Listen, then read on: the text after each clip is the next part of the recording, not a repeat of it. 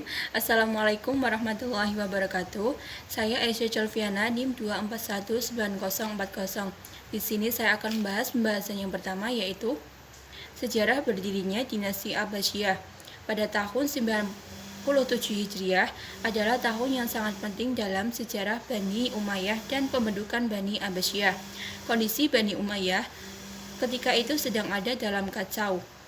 Pertama ini muncul propaganda pada tahun 103 Hijriah. Pada tahun tersebut, Muhammad bin Ali mengirim 12 utusan ke Khurasan untuk melakukan propaganda. Di antara utusan tersebut adalah 8 orang dari bangsa Arab dan 4 orang dari non-Arab. Mereka melakukan aktivitas sangat rahasia, memusuhi Bani Umayyah. Namun orang-orang di Khurasan menangkap sebagian dengan cara sadis. Kemudian pada tahun 109 Hijriah, propaganda dilakukan dengan formula baru, yaitu ketika Muhammad bin Ali mengutus seorang laki-laki yang memahami Khurasan bernama Hadasi. Laki-laki tersebut mulai beraktivitas menyebarkan pemikiran dengan beberapa sarana. Karena usahanya, propaganda Abbasiyah ikut bangkit pada tahun tersebut. Kemudian para penguasa Bani Umayyah menangkap Hadasi dan membunuhnya. Hal tersebut terjadi pada tahun 118 Hijriah. Gerakan propaganda sementara waktu hingga tahun 125 Hijriah. Pada tahun tersebut Muhammad bin Ali meninggal, lalu tugas pun beralih kepada anaknya, yaitu Ibrahim. Kemudian propaganda Abbasiyah dilakukan dengan 2 tahap, yakni yang pertama dilaksanakan dengan sangat rahasia tanpa melibatkan pasukan perang. Mereka berdakwah atas nama Abbasiyah sambil berdagang, mengunjungi tempat yang jauh-jauh dan dalam kesempatan menunaikan haji di Mekah. Yang kedua ialah menggabungkan para pengikut Abu Muslim al-Khurasani dengan pengikut Abbasiyah. 2 kekuatan itu berdiri di atas nama Abbasiyah yang sangat menggunakan kekuatan bersenjata untuk melawan kekuatan Umayyah. Muhammad Nasir mengatakan pembentukan kekhalifahan Bani Abbasiyah melalui proses yang cukup panjang dan menggunakan strategi revolusi yang andal. Pertama, melalui kekuatan bawah tanah oleh Muhammad ibn Abdullah bin Abbas. Kedua, melalui upaya-upaya propaganda terus-menerus dan bersifat rahasia tentang hak kekhalifahan yang seharusnya berada di tangan Bani Hashim, bukan Bani Umayyah. Ketiga, pemanfaatan kaum muslim non-Arab yang sudah lama merasa di kelas 2kan. Keempat, propaganda tentang terang-terangannya dipimpin oleh Abu Muslim al-Khuraisani. Kemudian kekuasaan Daulah Abbasiyah berlangsung lebih kurang selama 524 tahun. Nama Intan Putri Kusumanegari, NIM 2217134. Di sini saya akan menjelaskan mengenai kemajuan dinasti Abbasiyah.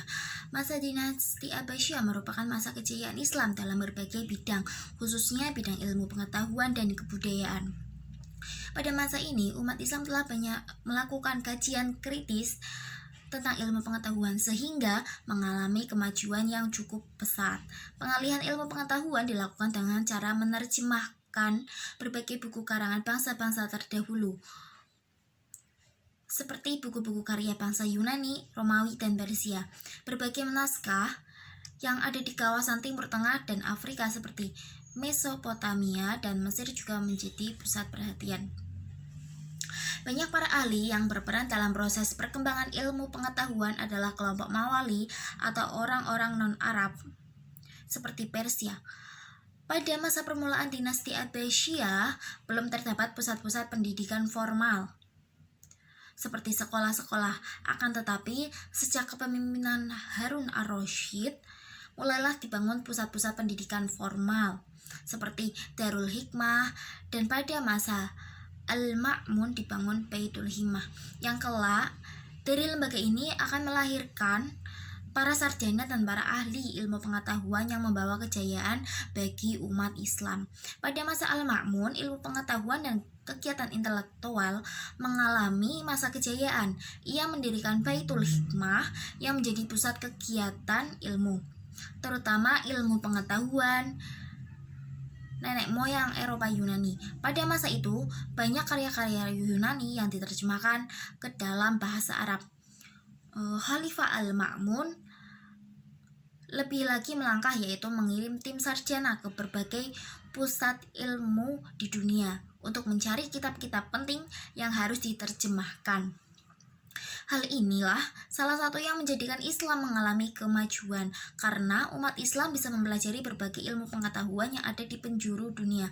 Adapun beberapa bidang lainnya dalam kemajuan Bani Abbasiyah seperti bidang kebudayaan, bidang ilmu pengetahuan umum, dan bidang ekonomi. Saya Amrina Rosada, NIM 2419016. Di sini saya akan menjelaskan poin D tentang kemunduran Daulah Abbasiyah. Kemunduran Daulah Abbasiyah ini penyebabnya antara lain: 1. Luasnya wilayah kekuasaan dinasti Abbasiyah, sementara komunikasi pusat dengan daerah sulit dilakukan, sehingga tingkat saling percaya di kalangan penguasa dan pelaksana pemerintah sangat rendah. 2. Dengan profesionalisasi angkatan bersenjata, ketergantungan khalifah kepada mereka sangat tinggi. 3. Keuangan negara sangat sulit karena biaya yang dikeluarkan keuangan negara sangat besar. 4. Kekuatan militer menurun. Khalifah tidak sanggup memaksa pengiriman pajak ke Baghdad. Terus ada lain yang mengatakan faktor kemunduran itu ada 2 faktor, yaitu faktor eksternal dan faktor internal. Faktor internalnya: 1. Khalifah Bani Abbasiyah bersekutu dengan orang-orang Persia. 2. Khalifah Abbasiyah juga mengalami kemunduran di bidang ekonomi bersamaan dengan di bidang politik. 3. Fanatisme keagamaan berkaitan erat dengan persoalan kebangsaan. 4. Ancaman dari luar.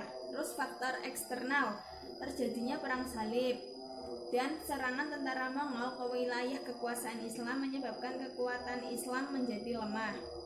Terus poin E, periodisasi pemerintahan Daulah Abbasiyah. Ada 5 periodisasi, yaitu yang pertama, periode pertama itu pada tahun 132 Hijriah atau 750 Masehi sampai 232 Hijriah atau 847 Masehi, disebut periode pengaruh Arab dan Persia pertama. Kedua, untuk periode kedua pada tahun 232 Hijriah atau 847 Masehi sampai 334 Hijriah atau 945 Masehi, disebut periode pengaruh Turki pertama.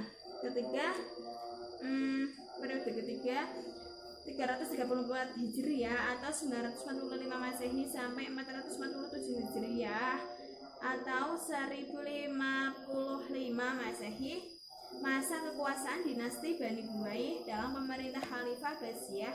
Periode ini disebut juga masa pengaruh Persia kedua. Periode keempat pada tahun 447 Hijriah atau 1055 Masehi sampai 590 Hijriah atau 1194 Masehi. Masa kekuasaan Daulah Bani Seljuk dalam pemerintahan Khalifah Abbasiyah biasanya disebut dengan masa pengaruh Turki kedua. 5. Periode kelima 590 Hijriah atau 1994 Masehi sampai 656 Hijriah atau 1258 Masehi, masa khalifah bebas dari pengaruh dinasti lain, tetapi kekuasaannya hanya efektif di sekitar kota Baghdad dan diakhiri oleh invasi dari bangsa Mongol.